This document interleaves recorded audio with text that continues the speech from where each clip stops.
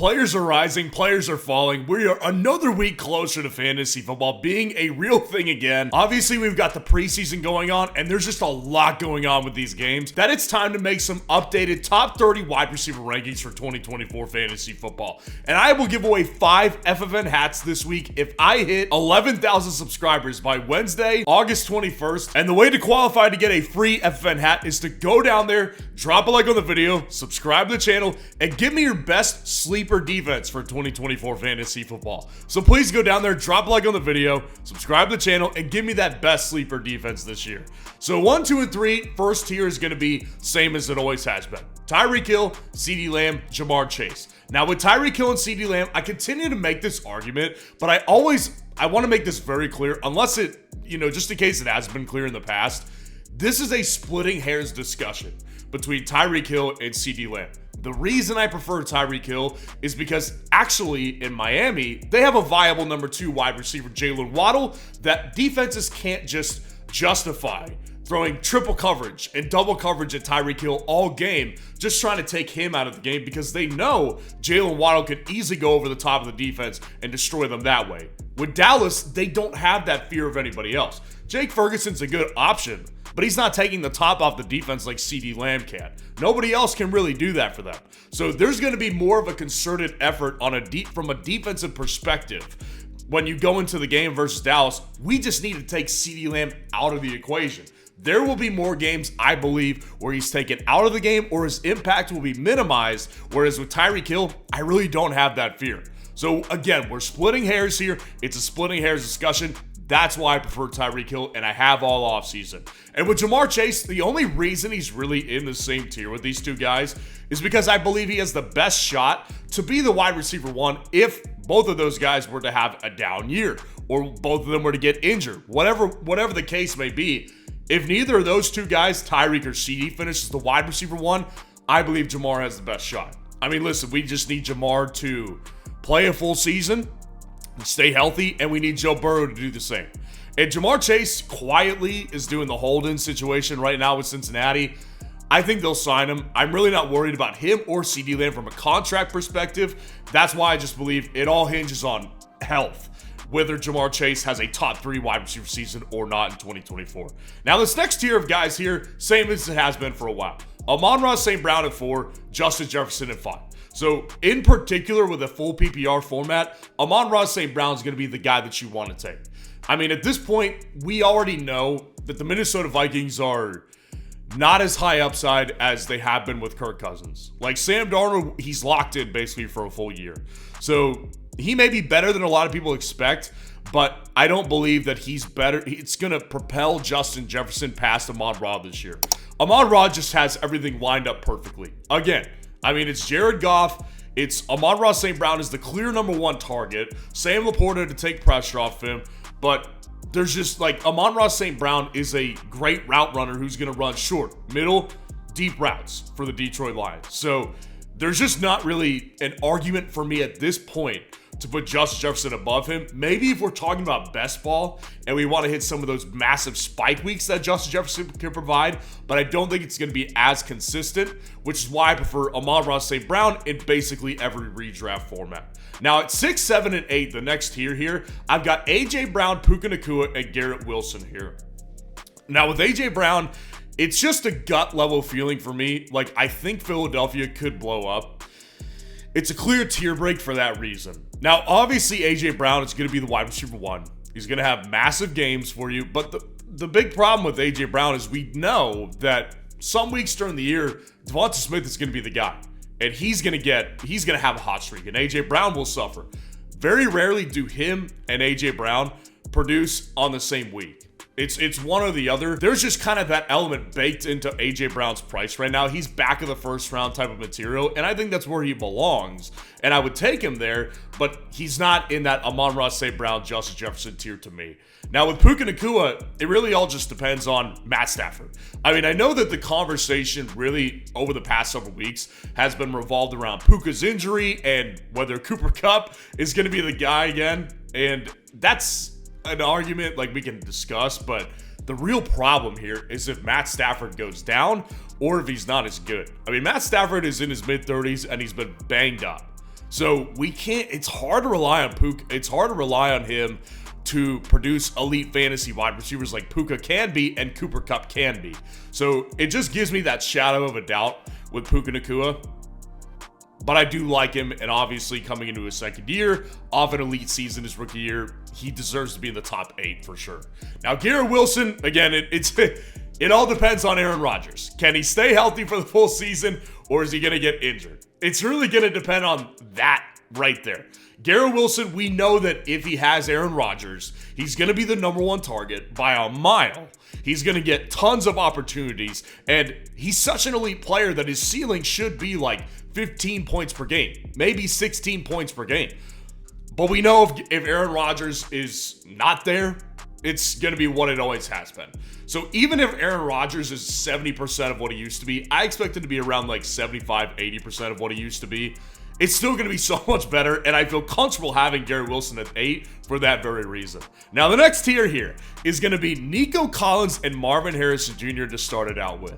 Now, Nico Collins, I have really risen him up the rankings over the past couple months because we know that he is the guy. This is an argument that I kind of find silly to have with people, is that when I say that you need to follow the money, a lot of people say, well, that doesn't mean he's going to be the number 1 target. And it's like, well, it kind of does. You don't sign a guy to $100 million guaranteed and just say, well, we're going to give some other people the ball more than you. NFL's business, man. The Houston Texans are going to make him the primary target. And considering that CJ Stroud, according to Vegas Insider, is the projected second best thrower in the NFL behind Patrick Mahomes this year, why would you not want a Houston Texans wide receiver? So we just line things up here, right? It's like Nico Collins had a great year last year with CJ Stroud. CJ Stroud is expected to be the second most in passing yards in 2024, and Nico Collins just signed a big extension. It all just kind of adds up. So Nico Collins is my preferred target in Houston, and the ceiling is just so high. That's why he's at 9. Now with Marvin Harrison Jr., like I want to rank him higher. I want to rank him lower. And the reason I can say both those things at once is because Marvin Harrison Jr. is my favorite wide receiver prospect since Jamar Chase. He's the best one there has been. He's the highest ranked rookie wide receiver ever in my rankings. Jamar Chase wasn't this high several years ago. At the same time, it's tough because like most rookie wide receivers are not having seasons like Jamar Chase, Puka Nacua, Odell Beckham, Justin Jefferson. I mean, those are outlier seasons for a reason. Are they becoming more frequent? It may appear to be so, and it may very well happen, which is why I have him ranked at number 10, because I believe he will be a really good player right out of the gate. But there is that shadow of a doubt that says, like, I can't rank him much higher than this just because he is an unproven rookie still at this point. Now, 11 and 12, I've got DJ Moore and Michael Pittman Jr. Now, with Michael Pittman Jr. here, I've actually got him 1 spot above Chris Olave. And last week I put out a video to stop drafting certain wide receivers and draft a couple that are going behind them instead. And that directly links to Michael Pittman Jr. being 1 spot over Olave. I think they're both going to be the number 1 target in their offense. I think they're both going to be 8 to 9 to 10 target per game type of guys. Their touchdown floor is low, and their touchdown ceiling, I don't know how high it is. I mean, with Chris Olave, it's the point of like Derek Carr at quarterback here. This offense is stale. I've been talking about it for all offseason at this point. So I don't trust that his touchdown ceiling is really high. Whereas Michael Pittman Jr., I believe in it more because of Anthony Richardson, the young ascending quarterback, and obviously Shane Steichen, the offensive head coach there.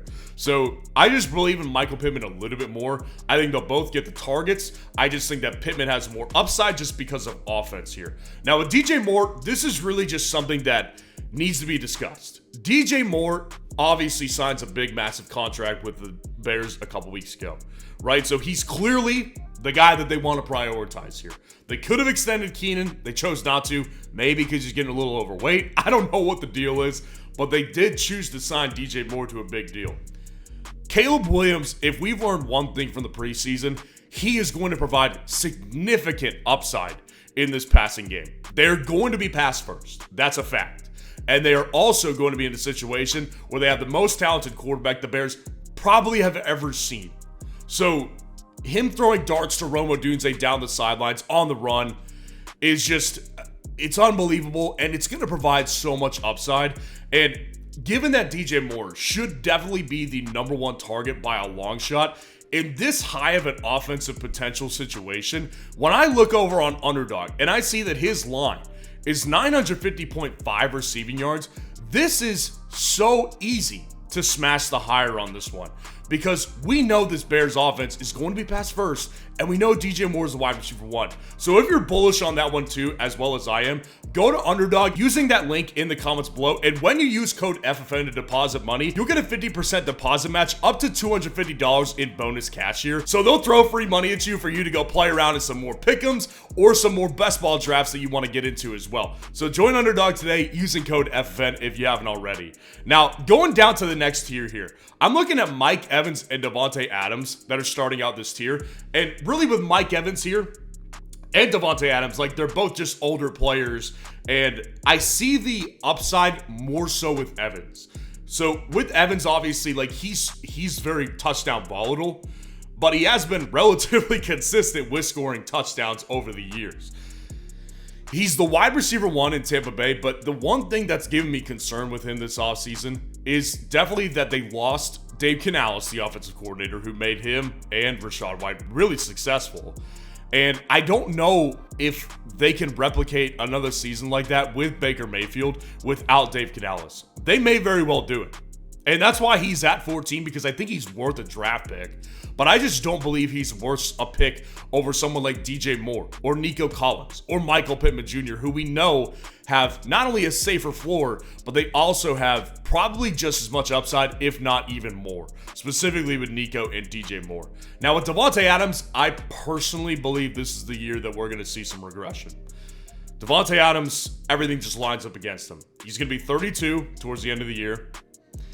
He's got a horrific quarterback situation. Nobody's really talking about it either. Gardner Minshew or Aiden O'Connell, pick. Pick which one you want. Yes, he's the wide receiver one, but it's a low volume passing offense here. This is just not going to be a very good offensive situation. And I asked the question on the Discord a couple days ago, what's more important to a fantasy football wide receiver? Is it low target competition, but also low passing volume? Or is it high target competition and high passing upside? And it was a 90% high passing volume with high target competition. 90% of the vote went to there. So let me know what you think in the comments below. That's kind of the reason I'm off Davante this year, though, because I think its competition's low, but the upside is really not that high. Now, 16 and 17 are Drake London and Jalen Waddle here. Now, with Drake London, we just need to see it. Like, I need to see it before I can rank him there.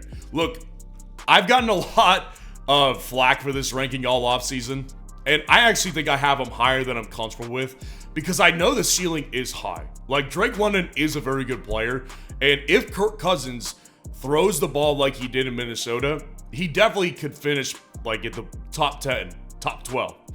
But we haven't seen a 1,000-yard season from Drake London ever. And we also are coming into the year with Kirk Cousins coming off a torn ACL in his mid-30s. I just really don't see like this Minnesota level of upside with the wide receivers with Kirk Cousins now in Atlanta. I just don't. Mid-30s coming off an Achilles tear, it's not really lining up very well for me. It just hasn't set well for me all this offseason. Going at the 1-2 turn in best ball drafts and basically like the third round of redraft leagues, it just, none of it has sat well with me this offseason. So take it how you want to, but I'm not big on Drake London this year. Now with Jalen Waddle here, I think that he's very high level of variance, right? Sort of like the Devonta Smith deal and the T. Higgins deal, but I think he has the most upside out of the bunch because Miami is so score happy in certain weeks. And really what Jalen Waddle lacks last year was the touchdowns. Now, touchdowns are very like hard to predict. So I'm betting on Jalen Waddle getting more touchdowns this year. So I do think that there will be better opportunities, but there's no mistake. Like he's not going to get more than like 7 targets per game because of Tyreek Hill. So he's going to have to hit on low. He's going to have to be really efficient with his touches this year. And I think he will be. Now at 18 and 19, Brandon Ayuk and Deebo Samuel here. So Brandon Ayuk, obviously the saga never ends. It feels like it doesn't end. I've been predicting for weeks now that he's going to be a 49er, and I feel pretty confident that he is going to be one now.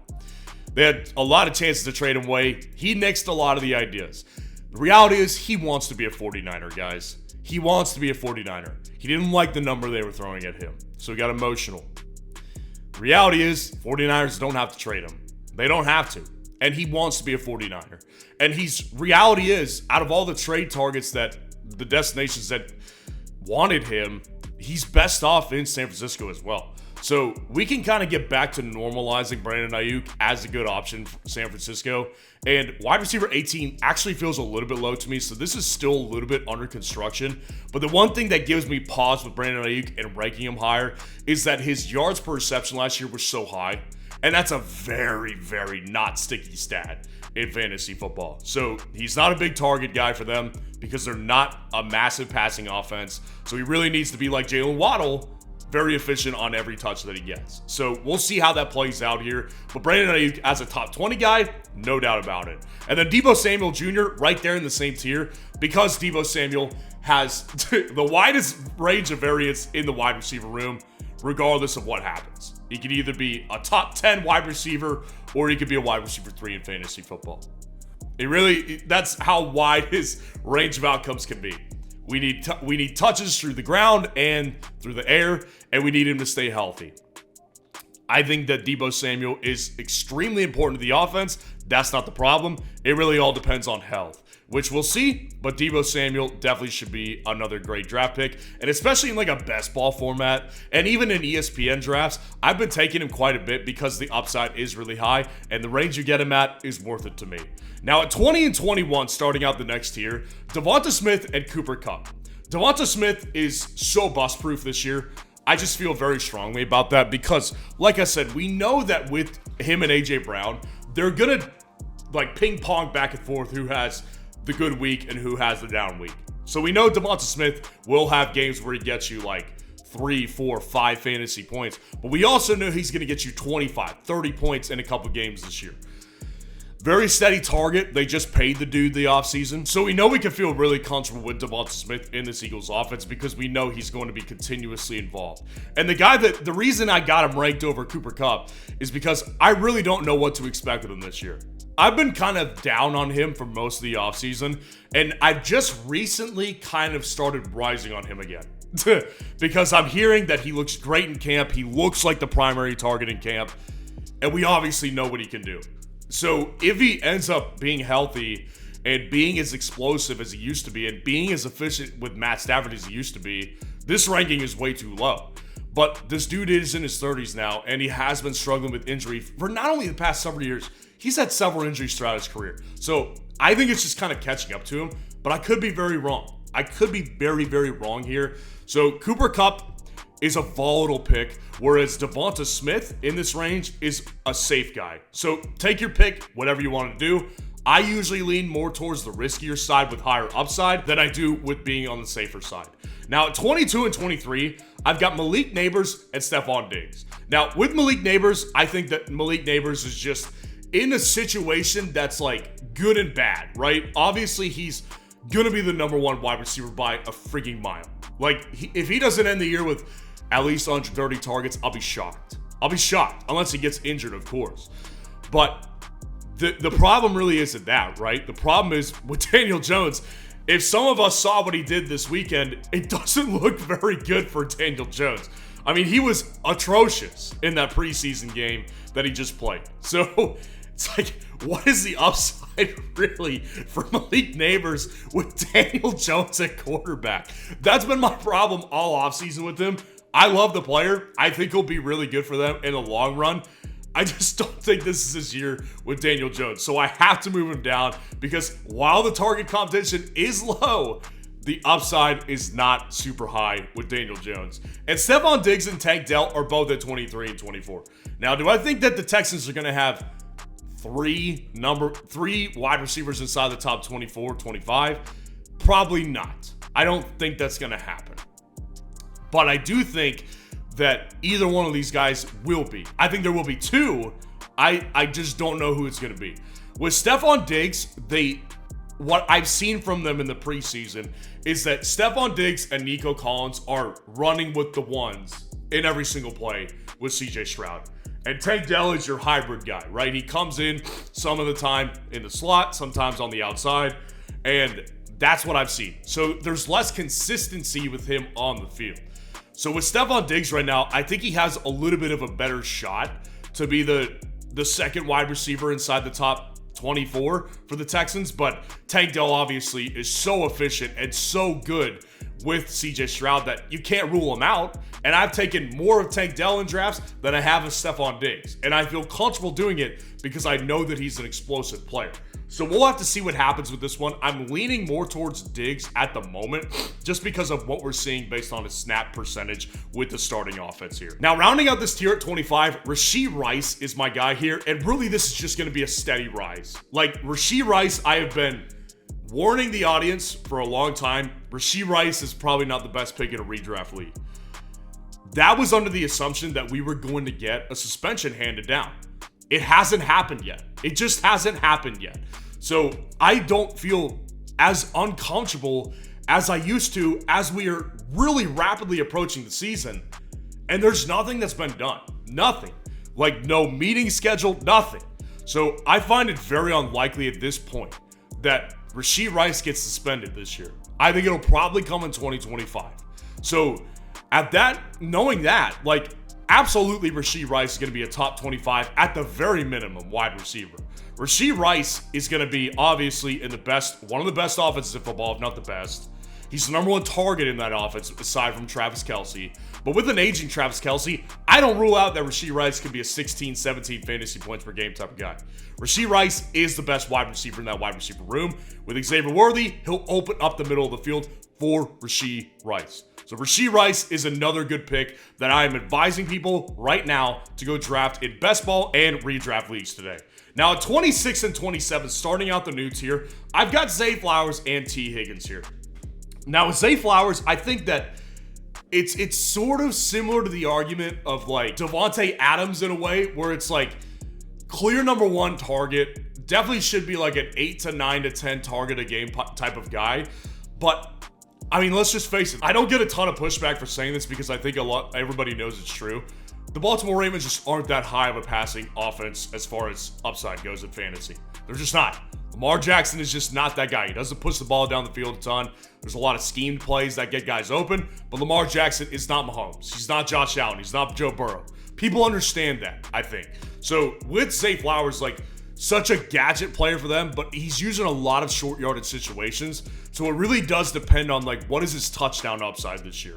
I really don't think it's going to be much higher than it was last year for Zay Flowers. So I think that Zay Flowers is good, but he's not great. He's a very safe option at the back of this range. Now T. Higgins at 27 here. I really kind of am on board with the T. Higgins breakout talk right now. That's kind of how I feel. If T. Higgins can stay healthy, I don't see a way where he doesn't provide you with like several 30-point games. T. Higgins is looking for a big contract, and he's with a great offense as it is right now. So T. Higgins just is going to play out this one last year with Cincinnati, get himself paid because I believe he will have a good year. Obviously, T. Higgins is super inconsistent and usually misses a couple games during the season, so it's like hard to really pinpoint him as a top 20, top 25 wide receiver, but the upside with T. Higgins is really high. And at 28 and 29, I've got Calvin Ridley and Jaden Reed here. Now, with Calvin Ridley, I really do believe that, like, with Tennessee, the money followed him. He's got a really expensive contract with Tennessee, and he's the clear number one wide receiver with a quarterback that is very, very volatile. Like, super volatile, there's no question about it. Will Levis is either going to hit really big this year or he's going to miss. What side do you believe? I've been taking a ton of Will Levis in underdog drafts, and I think he does have a lot of potential to hit because Tennessee's offense has really made strides. I mean, they fired Mike Vrabel, a good coach, to get an offensive culture with an offensive head coach. They made improvements to their weapons. They drafted offensive line. Like, they're trying to make this work with Calvin Ridley as the centerpiece of the offense. So Calvin Ridley, I do believe, has a lot of upside, but just considering the Tennessee Titans and their unproven offense, he's got a lower floor, which is why he's at 28. Now with Jaden Reed here, best of the bunch in Green Bay, in my opinion. Now, I think they all will have upside in their own right, but Jaden Reed here is sort of like their Deebo Samuel piece. Jayden Reed is going to get targets through the air, and he's also going to get rushing opportunities as well. If you watched them last year, they had him basically in motion every single play. That guy is all over the field. So they want him to be that guy because he was so effective last year doing just that. So Jayden Reed, I really don't see a world where he's not a top 30 guy, even with the argument that I hear and I understand about Christian Watson. With him on the field, Jayden Reed and Christian Watson, they're like neck and neck, and oftentimes it does lead towards Christian Watson in certain areas in fantasy. I don't believe that they're going to see what they saw last year from Jayden Reed and give him less opportunities in favor of Christian Watson, who's not only inconsistently on the field, but he's also inconsistent when he is on the field. So Jayden Reed is my number 1 wide receiver in Green Bay. And then to round it out, at number 30, Amari Cooper of the Cleveland Browns. Really in a little bit of a limbo position because it's been widely underreported, but Amari Cooper and Browns are like feuding right now. Like they've been kind of feuding for a while. Amari Cooper apparently might want out, and the Browns aren't against it. So it's like they had the trade in place to send him to San Francisco. What do we make of it? Like, they just signed Jerry Jeudy, and I don't believe he should be the number 1 wide receiver, but the Browns have been known to make some not so great decisions in the past with personnel. So I believe that Amari Cooper is still the wide receiver 1. I trust him the most as the wide receiver 1, but I do have some pause with Amari this year just because things have gotten a little bit weird in Cleveland. So let me know what you think of the rankings in the comments below. And if you are looking for the top 12 kicker rankings in fantasy football this year, click on this video right here.